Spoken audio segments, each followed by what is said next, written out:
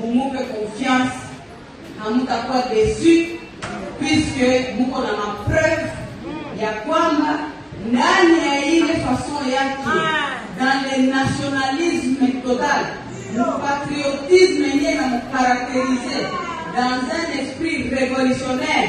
L'espoir ya kwamba nchi yetu yeye iko na ile nguvu angali kijana, iko na nguvu na iko na akili nyingi na iko na sagesse mingi. Non, vraiment non, non et non. Maman Olive, ye akoyebisa biso biloko wana te. Il est vrai que Kabila na Tshisekedi tous deux sont échoués. Les deux aveugles, bamikosi. Oya kosi muninga na loboko, oya kosi muninga na loboko. Mais aveugle moko boyaza na moi dimi ya sagesse na ye a dribbler deuxième aveugle. Toko commettre bered new sauf ko raisonner que Kabila. Tshisekedi na loba même fois ki akomema ba congolais na guerre civile. Ozo kate bazo na modification ya constitution, c'est-à-dire to kota na république ya sika. J'ai dit à M. Kabila, ne rêvez pas, les Congolais ne sont pas bêtes comme ils le pensent. Réponse na maman Olive que ba congolais ba kosa la bered new sauf Tshisekedi na Kabila, pas question. Au nom de Jésus d'ailleurs. Au nom de Kimbangu. Tshisekedi na Kabila, Kabila aza ignorant conscient, mais Tshisekedi inconscient. Vous voyez que dans le moment Kabila, le père Akoufi, les médias ne sont pas démentaka. Non, non, non.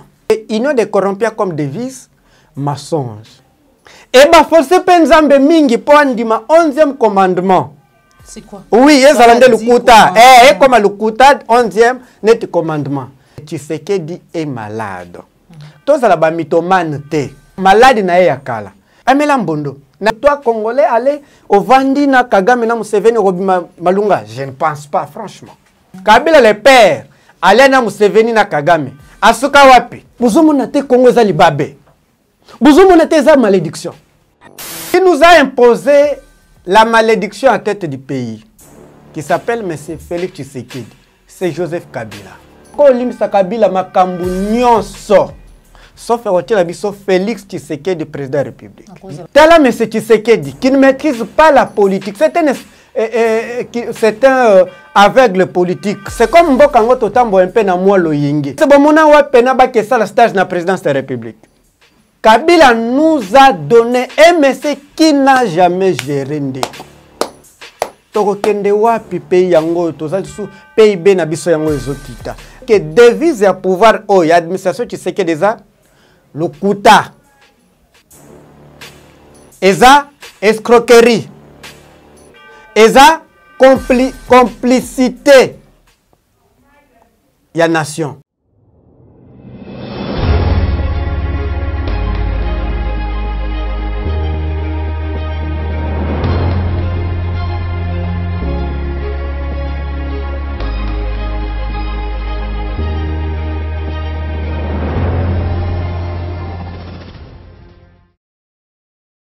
Fidèle internaute de 3W Plus Clair Télévision, la chaîne des vérités, la chaîne qui vous informe à temps réel, Mbotelabino, vous allez belé, vous ouili bakou, il y a Kolandabiso Mukolo Mwalelo, na numéro, il y a émission vérité de tous côtés, Yassika, Otoyambi Ponabino, Mwanamboka Parole Kamizelo, Yazali Bongo 4, Nakati, il y a un nouvel élan, Yazali Kokamama Bongo na Mwanamboka Adolphe Mouzito Fumupa, et Longonaye, Mukolo Mwalelo, de Tokosola, Mambi Matali, Mboka na biso République démocratique du Congo masolo ezali vraiment ebele ya kobeta na kati émission na biso mukolo mwalelo oyo beaucoup découvrir contenu na yango tout à l'heure. Mais avant de commencer cette émission, j'aimerais dire un grand merci à l'équipe technique de Plus Clair Télévision, d'Acosta Mondele Wazali Kouassere montage, Popo Layombe derrière la caméra, Joël Gonago chasseur d'images, sans oublier Cordon Opima Frico. Voilà, on a déjà pembeni invité nangai Popo Layombe sou ko fungola déjà caméra bandeko ba mona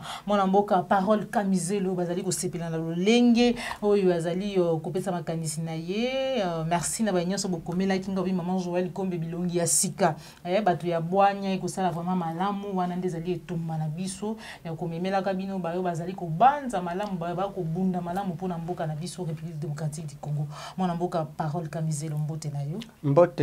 Maman Joël Kombe. Très bien habillé. Merci. Yo pe kitoko malamu. Tu étais très bien habillé, encore avec teinture moko angélique. En tout cas, Ngandena, Singyo, merci.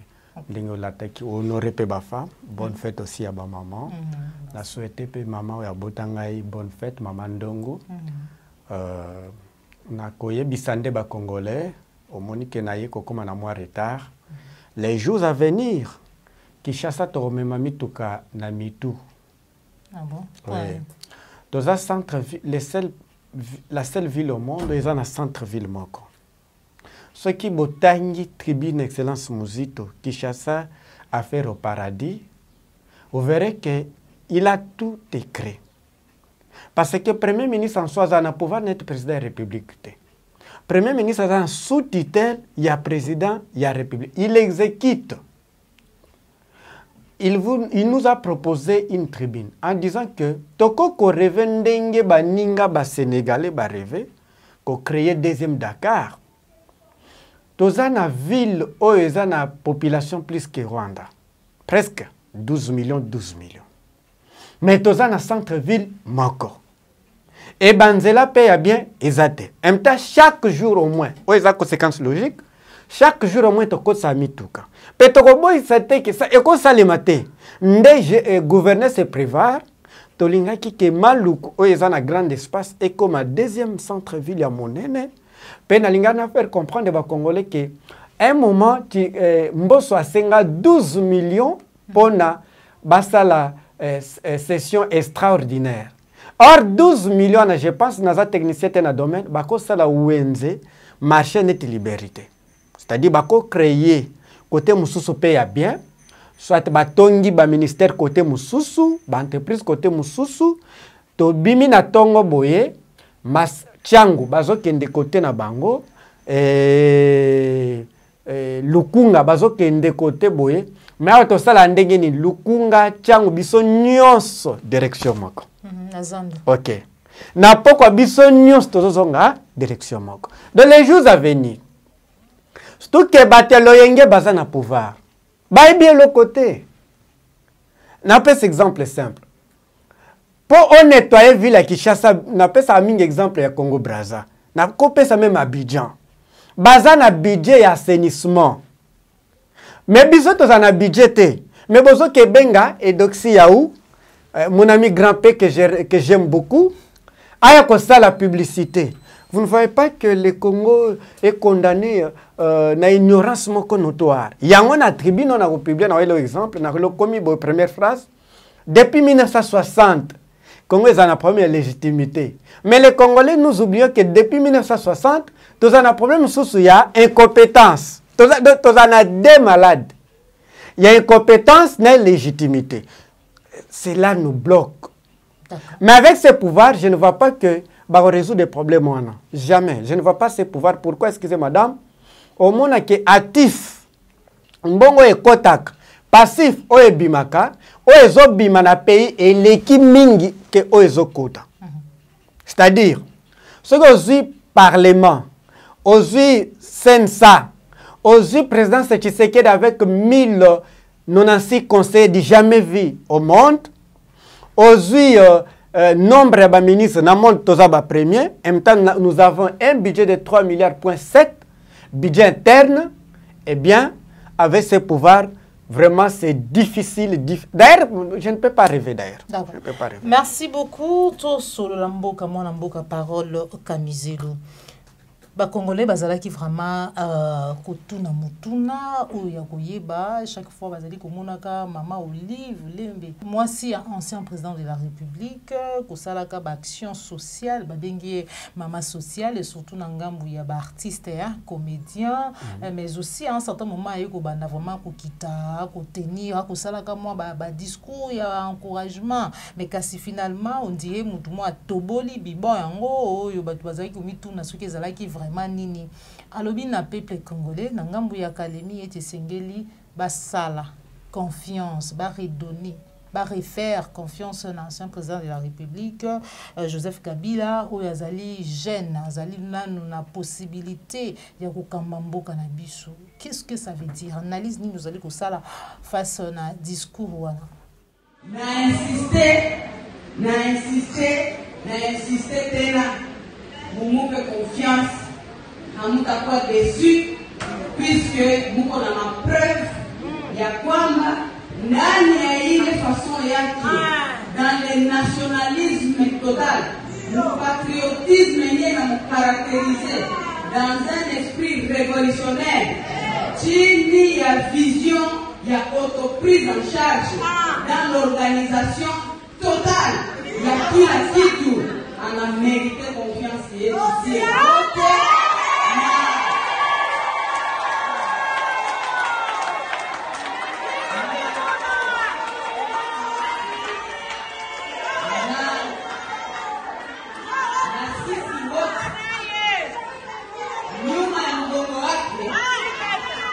Espoir ya kwamba nchi yetu yeye iko na ile nguvu, angali kijana iko na nguvu na iko na akili nyingi na iko na sasasi mingi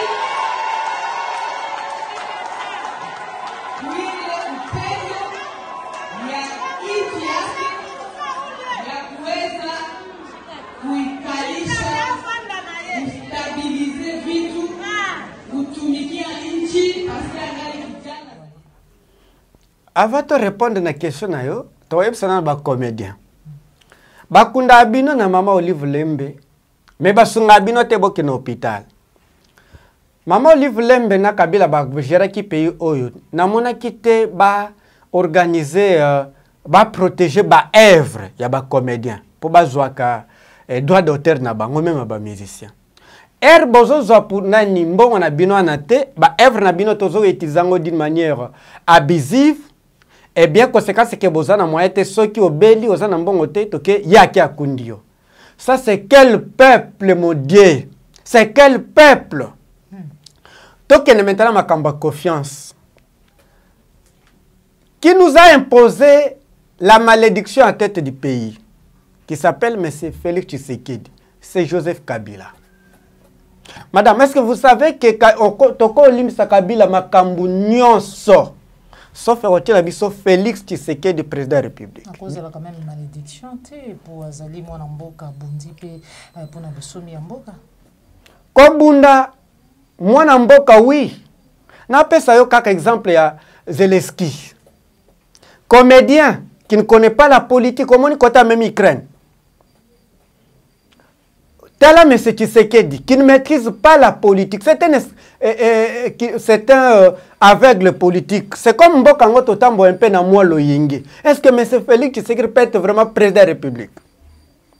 Est-ce que mon nom pena ba que ça le stage na présidence de la République? Tangelanga président Moussou soit congolais soit comme la biso na commentaire. Pays moko muto akenda ko bandela musala na présidence de la République. Oyoka, il était chef du quartier tel tel. Il était conseiller tel tel. Il était enseignant tel tel. Il était ceci. L'approche biographique.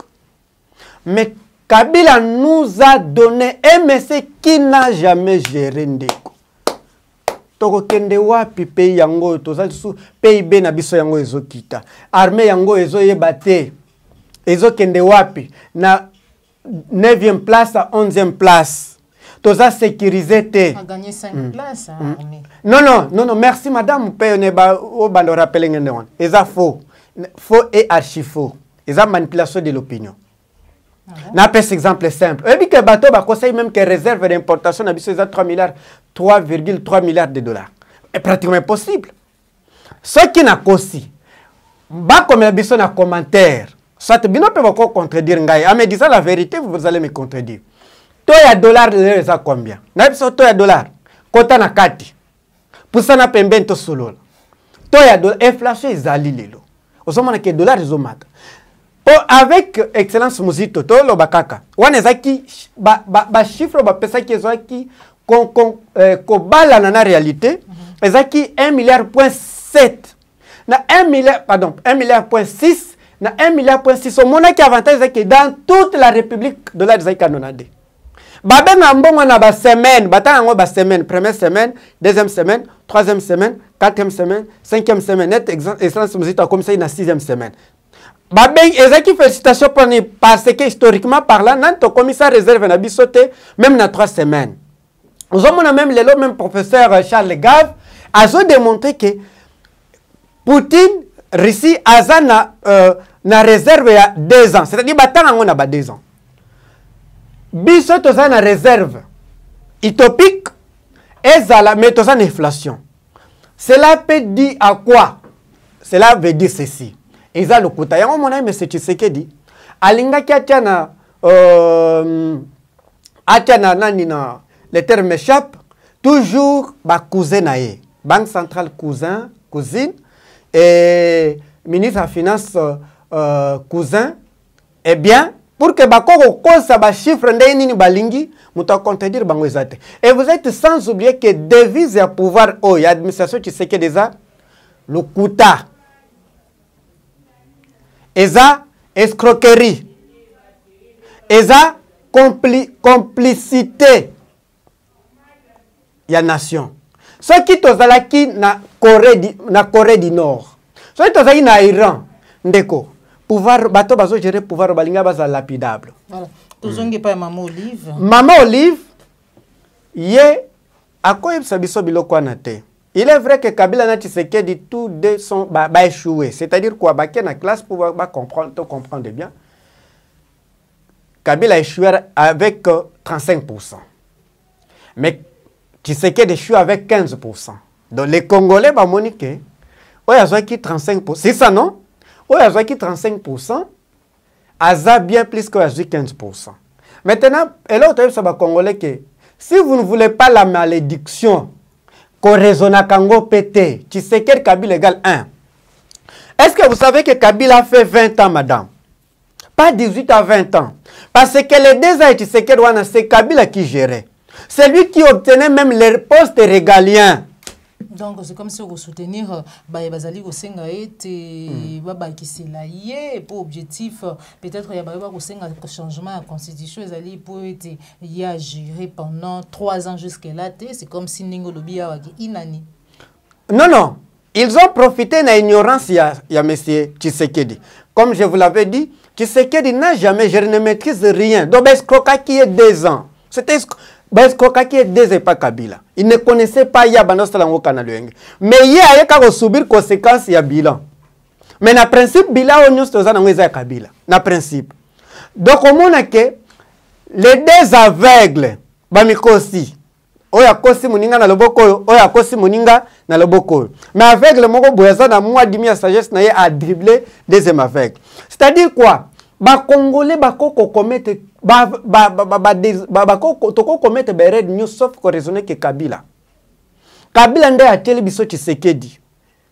Kabila nde parce que Tshisekedi na loba men fa ki akomema ba Congolais na guerre civile. Ozo kate bazo na modification ya constitution, c'est-à-dire to kota na république ya sika. Oui, Kabila ya sika ostalate.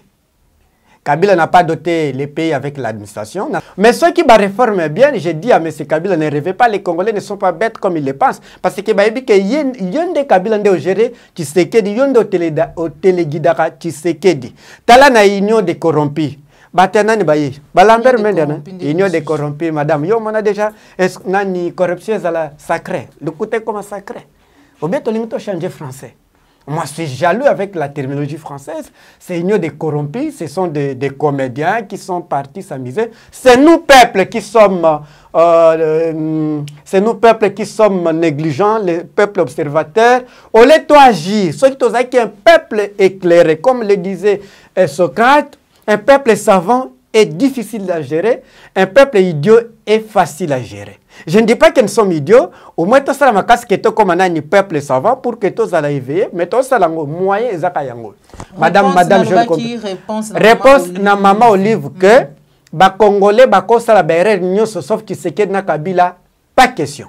Dis pas question de ne plus rêver même ça au nom de Jésus d'ailleurs. Merci beaucoup. Au nom de Jésus, mon amboka parole Kamizelo.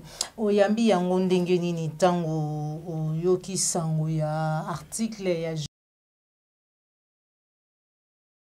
Koloba était président de la République, Félix Antoine Tshisekedi, Basala qui est opération, il y a cœur ouvert.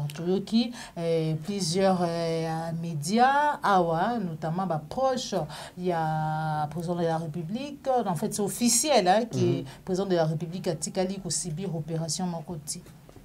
Madame Boyebi que na moma Kabila, le père akufi, ba média nyonso et demantaka.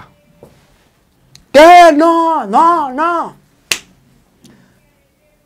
Quelque part, ba média les banda kaka média Jeune Afrique, Libre Média, Libre Afrique, ba démontrer que Désiré akufi. Au monaki mese Muyaya, na makambo ya militaire ya Uganda. Muyaya abanda kokosa même mwana na yakama inandako. Ote ba militaire ba kotite. Au moins l'enfant était courageux, raison inandako, l'enfant l'a posé la question, il paraîtrait que papa il paraîtrait que l'armée ougandaise est en train, mais vous aviez démenti la réalité que attends, ce qui t'a dit c'est la politique. Il paraîtrait, il a dit comme ça. Je vous avais dit que union des corrompus comme devise mensonge. Et bah forcé penzambe mingi po andima 11e commandement. C'est quoi? Oui, ezalande lukuta. Comme lukuta 11e net commandement. Nzambe c'est inchangeable, il reste toujours la valeur, la vertu. Eh bien, bato yo bazaka capitaine na makamba lukuta bakotira toujours bato lukuta. Ce qui est vrai dans lobina landa qui Joël. Vous êtes des homonymes ou comment? Joël Kombe. Moi c'est Kombe, lui c'est Konde. Konde, Joël, oui. Konde, paronyme, on appelle ça paronyme. Vous êtes des paronymes. Joël Konde qui démontrait que Tshisekedi est malade. Comme personne. Tous à la mythomane te. Donc on s'accate que président de la République a belakate. Ça c'est faux. A belakande, il faut dire la vérité aux gens. Il paraîtrait. Problème na yo wana abanda yango déjà. Depuis 2016-2018, il a fallu opérer déjà en 2018. En 2018, il n'avait pas les moyens. Vous savez qu'il n'a jamais travaillé quelque part. Il a commis président de la République. Donc, malade na yakala. Et deuxièmement, tu as rappelé aux Congolais que c'est normal. Bon, mon aïe, tu sais que d'après ta serment, na biso ba Afrique a quoi yaki. Elingi koloba ke na biso ba Afrique a quoi côté mo konzité. To força qui to moni que pouvoir lelo est commis malnutrition chronique na République mobimba. Donc malédiction liboso so nzamba yo kele bino kanda liboso za nzala. Punition lelo eza o nzamba pesa kaza nini nzala e bandi wapi na Kasai. Elingoloba o eza pouvoir ya mababe e uti na lokuta. Il est vrai qu'Amela Mbondo. Amela Mbondo. Nayebi bien, moi personnellement je m'assume. J'ai passé des émissions où je disais qu'Amer est chanceux. De quoi? D'être en prison. Comme disait Laurent Gbagbo. Pourquoi? Parce que Tshisekedi est parti se marier avec Kagame et Museveni. Vous attendiez quoi? Vous avez dire que madame, toi Congolais, allez au Vandina Kagame na Museveni Malunga. Je ne pense pas, franchement. Là, vous vous trompez. Mais c'est-à-dire quoi? Nga parole a déjà préparé que je n'ai pas m'attendre à tout. À toi, on pouvait deviner. Donc, il est vrai que M. Tshisekedi est malade. Amela Pembondo, wana mutune sobo yebi yango. A trahira peuple congolais, aza ami ya Kagame na Museveni. Kabila le père. Là, madame. Kabila le père. Allez na Museveni na Kagame. Asuka wapi? Asuka wapi? Il est vrai qu'il y a pouvoir ya mabe. Il y a tout cela la réforme. Tobanoze la Tshisekedi appelle ça biso ba réforme. Pas biso. Appelle ça République démocratique ba réforme. Atia République Nanzela. Mais tout le monde que c'est un kleptocrate, aristocrate, trichocrate. On ne peut pas attendre. Aristocrate, c'est un totalitariste, madame. C'est un totalitariste. Il est à côté du pouvoir naissance à Mabé, à gérant naissance à Mabé. Donc, ce qui est mission que je me suis dit, il y a une sorte de régime dans le monde, on a prima scientifique, au monde, il y a aristocratie, oligarchie, mais il y a classé dans le sens, il y a aristocrate, mais pardon, il y a une sorte de régime, on a pouvoir rendre, mais c'est ce qui est à côté là, tout le monde a été place classé. Il y a vous, pardon, nous, autoyebi néoïsme français, toko vanda ndengwanate. La création lexicale, c'est une trichocratie. trichocratie abimi na trichocratie na trichocratie azo vivre kan azo gérer kana trichocratie c'est un totalitariste yango zomona kaka ke akosala ka mabe neti ba régime na nyonso pe a démontrer yango place omoni ba congolais ba moni te Kabila au moins mais azaka mabe Kabila au moins na lobi des échecs Kabila a eu 35% sur 100 mais tu sais qu'il a eu 15%. Kabila dit oh ba congolais. Ngana zi ata 35. Bino mais au moins ba congolais. Bon rêver avoir un li babeli Congo salé zora ba président batangate. Jamais. Il faut to kata nzela wana au nom de Jésus, au nom de Kimbangu. To kata nzela wana kolobake na monde entier RDC zora ba président batanga penate. Vraiment non et non. Constitution est bouillie. Non, madame, constitution, oui. Oui, mais la sociologie, la constitution, c'est des droits. Mais la sociologie, c'est la société. Biso société, tu l'habité. Pourquoi les autres sociétés, elles ont un baza, na parcours, madame, on dit que si la personne n'a pas la connaissance, il est condamné d'être incompétent. Tu dois avoir la connaissance. Et parmi les différences, tu sais que dans Kabila Aza ignorait conscient. Mais tu sais que dit inconscient. Inconscient, je m'assieds dans devant la caméra. Inconscient, franchement. Donc avec ça, les Congolais sont condamnés à Mokili, pays moko ils ont rabattu, moko ba avancer na ba étude. Na loba ki loko peut-être yo za deuxième journaliste. To ça qui na plateau andeko Yves Luamba. Les seuls journalistes à trembler na tete que nana ko bisanga niveau d'études soit école de kotiseke datangaki. Na ke vérifier l'habilité il a eu combien. Les journalistes, vous excusez-vous, je vous accuse, vous représentez les journalistes. Les journalistes tremblent. Est-ce que na sali crime? Donc on dit qu'elle a toujours battu ma cambouana te. Kabila a démontré déjà ma faiblesse non nyonso. On t'accepte comme tel. Au moins cette fois-ci, tu as tozoa.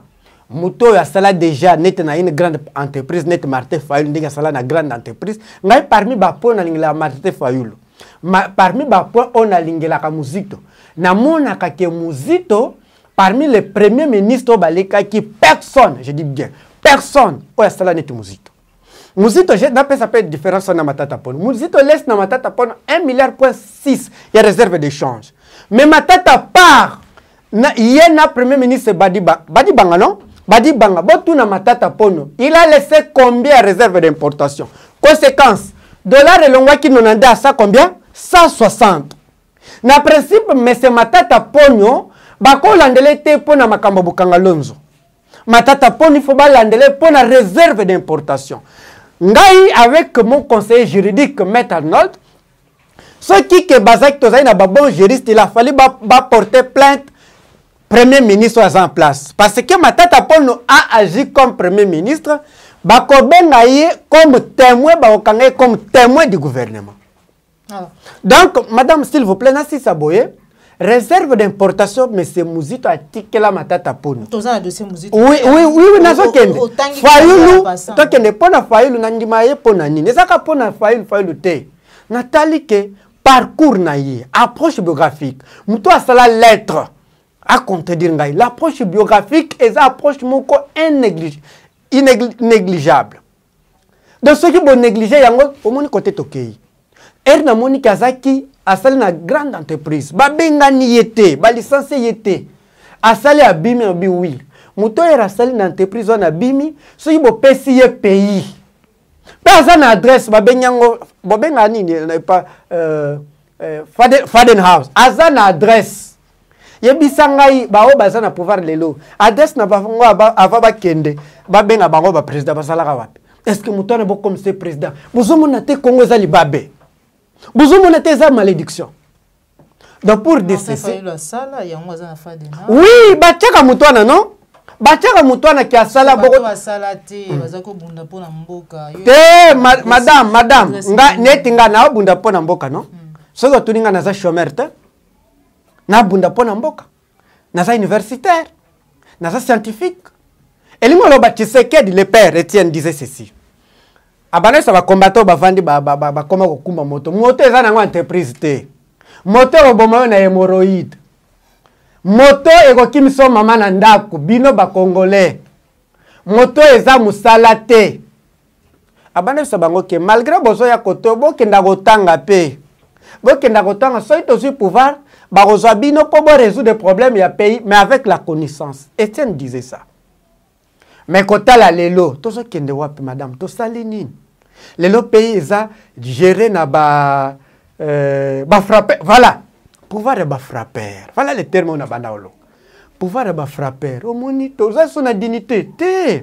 Est-ce lelo to ko lo bana makisal. Oui, malgré bison to za ba avancer to lo la première Ukraine, to za ba avancer ya ba vaso pardon ya les pays de l'OTAN. Nous sommes envahis et esclavagisés, détruits, l'Afrique est détruite par les pays de l'OTAN, mais il y a des degrés dans Bissou et Zankelé. Des degrés dans Bissou et Zankelé, madame, franchement. Pour Nanine, parce que Kabila s'appelle une des causes. Au moins, l'inga sa biso ba mabem suto linga to limsa na biso to lobite. Laura Gbagbo akenda déjà na CPI. Potolinga soute ba mindele ba comme ça biso ya biso boité. Yo Kabila malgré ma ben biso metoli biso vanda non na pays. Peut-être ça laisse faire. Mais côté la biso mais c'est Tshisekedi président de la République d'ailleurs a comme ici na présidence 1800 et quelques personnels, ça ne se fait pas. D'accord. Merci beaucoup, mon amboka parole Kamizelo. Vous allez beaucoup toujours l'émission Nabiso, émission Vérité de tous côtés. Changement et constitution. Baïwapi, députés, certains députés, y compris professeur André Mbata ou Babengaka, les grands constitutionnalistes, moko constitutionnalistes en Afrique, Moni et Zali Mabete, les Kanisiwana, Yako Pesa na Mukambi, ya Ekolo Mbula. Donc 7 ans ou lié à 5 ans pour la gestion de Mboka Yambi Yamundi. Merci madame. Nalingana ya na bouquet moko etika linga na mesa po na zaki pressé. Muto apesa nga yango Mesembata. Nana tia omona nanga te na mokili. Muto akoma professeur a démissionné akoma na ye wewa. Nana mona nanga te. Na monet que prof Mbato nga na yebaki a démissionné na ye gozala professeur akoma na ye wewa. Vraiment, je m'estime à comment naewewa, franchement. Bien. Nazalaka na ba conférence soki nazo lila na motema boy komo na professeur Mbata. So na otanga ba nani na ye ya institut ya développement soki ni na créa wana na otanga ye na otala monsieur Mbata lelo na obenga écoute professeur te a vraiment en tout cas limbisanga na plateau na yo. Nobi biso ba parents na biso ba otinda biso sous na classe. Est-ce que les parents ont ce courage de retirer la université? Non, madame. Kokumbo, Kokumbo étudiant noir. Kokumbo qui est en France a échoué. Il a dit, je ne veux pas retourner en Afrique. Sinon, les parents ont retiré la bangote. Parce que vos aînés ont échoué. Si les aînés échouent, la conséquence est qu'il y a Hollande. Madame, non, le bobo pas ce que nous vivre dans la société, nous avons produit la société.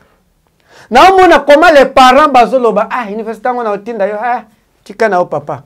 Ça n'a été porteur kutu kaka. Moi je connais une dame na PCA comme ça qui est à l'université Azama LC Parole. J'ai naza capitaine en 1800 dans la commerce. T. Non c'est la commerce non que université T. Parce que oh ba université ba sala na Congo Madame, j'étais gêné.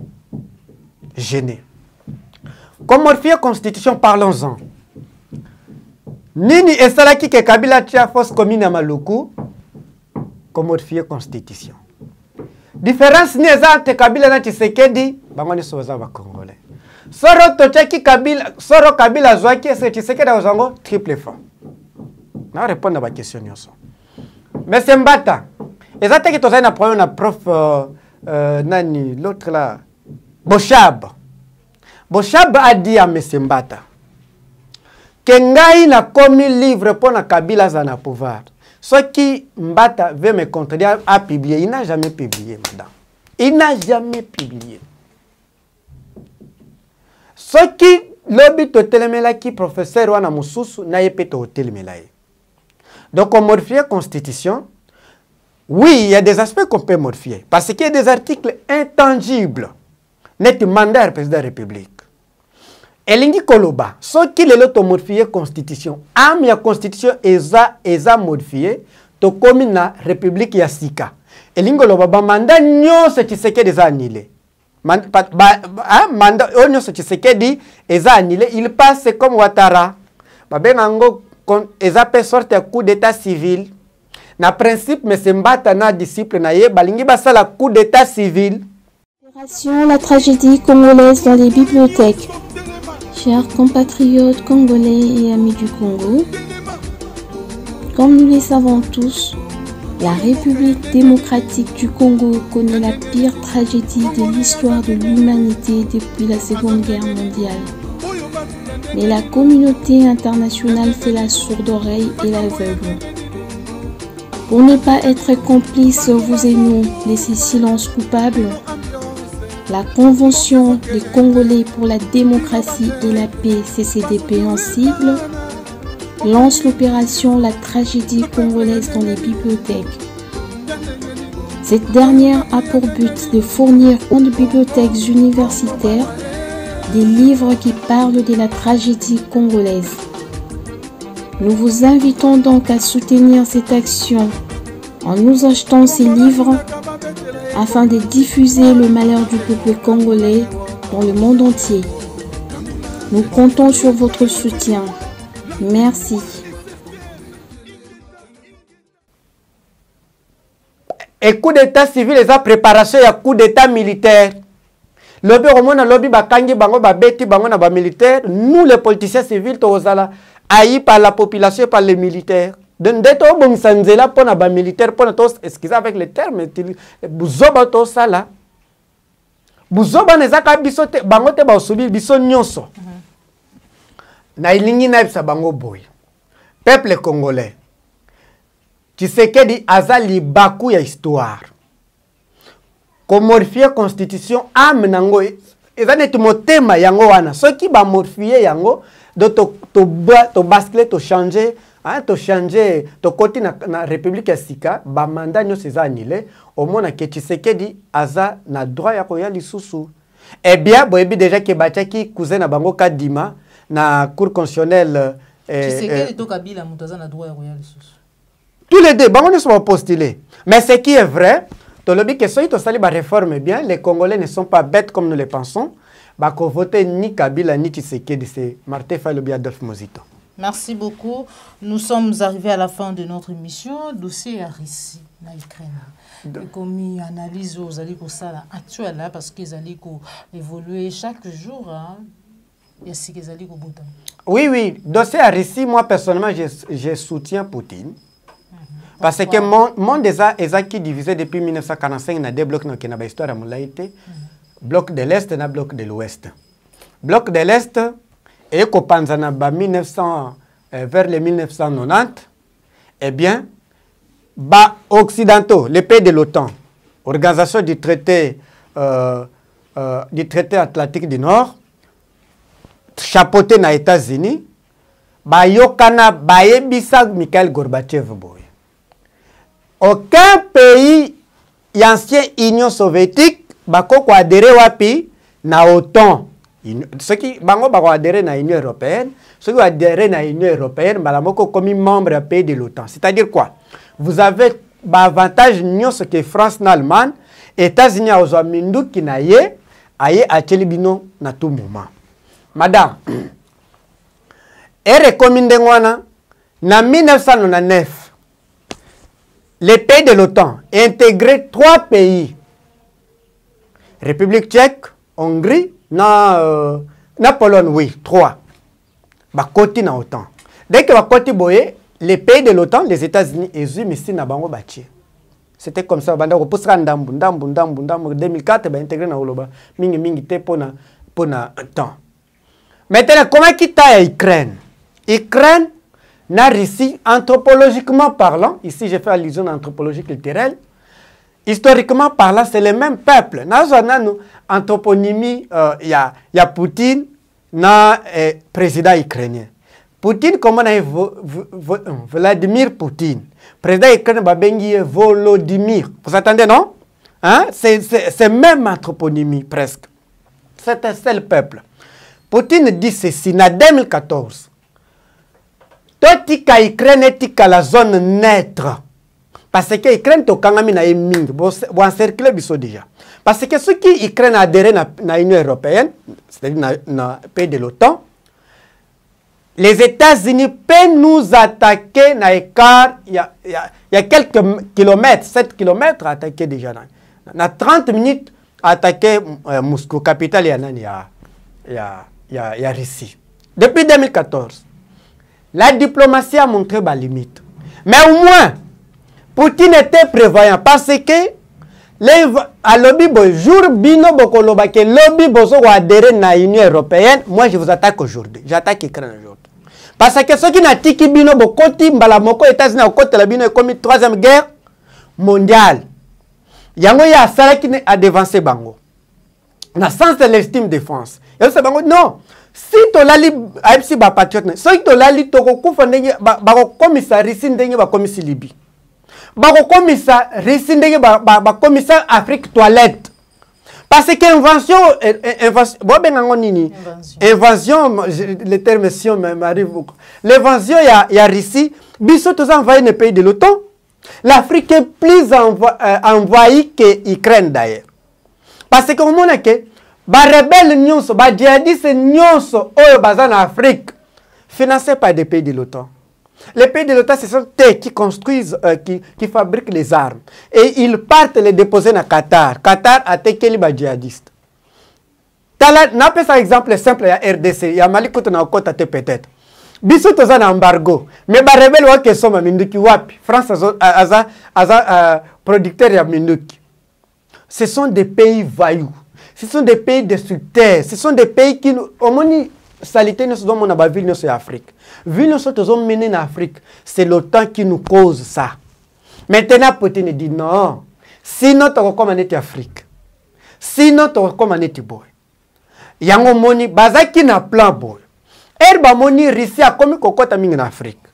A côté na Centrafrique. Ava ba kota kuna balinga ba boma tuadera. Président ya Centrafrique. Balinga ki que ba détruire nanu cause, c'est-à-dire Poutine, na gouvernement naie après pour que biso kototo tika esclave en vie. Yango tozo senga tous les Africains, toko kosamize soit oza ignorant oyebite information biso tozo rango ndenge parfois sous informé yeba que États-Unis na ba pays ya Union européenne eza ba pays moko dirigé par l'oligarchie. Nalinga pena ça pardon madame s'il vous plaît. Talana organisation bobengi organisation des Nations Unies. Une organisation antidémocratique. Pona ni na lobby boy. Une organisation qui accompagne les pays criminels de l'OTAN pour détruire la Libye et l'Afrique pour envahir l'Afrique. Pape, maman, comment une grande organisation est dirigée presque dans 5 pays? Bazitoza na deux structures. Oya minene, eza assemblée générale. Assemblée générale on a ba pays nyonso. Yango ndezo formé nini? Assemblée nini générale. Eza 193 pays presque, si j'ai encore bonne mémoire. Ceux qui battent nyonso ba voter, ba bengi vote wana vote, pardon s'il vous plaît, vote wana symbolique. Vote symbolique. C'est-à-dire eza n'effet eza na caractère contraignant T. Mais ceux qui les 5 pays votent, au pays le pays des droits de veto, membres permanents, papa, une telle organisation démoniaque, anti-oligarchique, un groupe déjà de 5 pays qui prend le monde en otage, a priori les pays de l'OTAN qui détruit l'Afrique, qui a détruit la Libye, qui a tué Kadhafi, qui a tué Sankara, Lumumba, biso tozana avantage. J'appelle les peuples congolais, les jeunes congolais. Ya kolanda mingi tozala inis tous nous les Africains pour que to bimana pays de l'OTAN. Si l'Afrique tala Afrique bayibi biso ba richesse nyonso yango te etongi États-Unis etongi Europe lelo ketong oromona ba pays moko tellement magnifique so yes lelo ye akolingana ya vanda kuna kota ko kima poubelle ote koto salité zali na waya nangate mais na richesse ya Afrique anutiyan. Merci beaucoup. Nous sommes arrivés à la fin de notre émission. Plus clair télévision, la chaîne des vérités. Vous allez qui belé beaucoup de qui sur le mandat pour Nabinou. Merci à Chrétien pour pas télé référendum. Pour la Bozoma qui s'est ma caméra. Merci à Jean de l'Ouest. Papa Laurent Beau, Papa Laurent Bonza, Dominique Sanal, Pénabagnon, sur beaucoup de qui sur le mandat pour Nabinou. Tout le temps, nous malassi. Ma soeur Nicolas à la télévision, mais que c'est un mouvement tout Kabouana, mon amboka parole. Na coupé ça au Malouba, pour être ça numéro téléphone pour na baïba ko sepela ko solana maloba toko tia mingi akisana makambo ya madame Olive Lembe Congolais kokima mbula te okoma na mai odinda na mai mais c'est Kabila a démontré ba faiblesse nous tozana pays tozana posa que RDC zoana administration ya bien à partir administration ya bien et yango nde kopesa biso mwa mbongo ebele pour que te développer pays. Kabila a démontré ba faiblesse nyonso. D'ailleurs Kabila za pro pouvoir ya Rwanda. Peuple boko soki bolingi bozaka be esclave ya Rwanda bo revaka Kabila te. Soki bolingi bozala esclave ya Rwanda bo accompagner Kabila. Kabila na Tshisekedi ba égal 1. Tshisekedi Kabila tchaki pour que ya commettre ba erreur wana nyonso pour que bino bomona ka Kabila za na raison. Kabila okota ya bandi pe ko protéger Kabila. Au moins que même salaire ya Kabila ba toucha yango te bazaka touche un avantage. Bref, les accords ya Kabila Tshisekedi déjà tellement respectés vous ne pouvez pas imaginer. Et lingi koloba que ce qui peut Tshisekedi alongwe ya Kabila peut respecter yango bien. Même Kobela Tshisekedi o botala ngona miso mibale. Parfois ça na logique que il y a une logique ya respecter accord na ya loba que lobby j'étais malade pour que ne pas postuler et Kabila ou la femme de Kabila peut postuler. Les Congolais, c'est le problème, comme l'a dit Poutine, le problème, c'est un problème, il y a vie ou la mort. Pas ces gens-là au pouvoir. 082 37 49 424. Merci beaucoup. On se retrouve pour un prochain numéro de Kobalandia Plus Clair Télévision. Vous allez vraiment Kobundana malgré santé, malgré Nyonso, pour nous informer en temps réel, mais surtout ko télémena maïzali anti-valeur, ko dénoncer, ko interpeller, bazali ko kambabiso, et de kutani bongo balastima, surtout ko la télévision.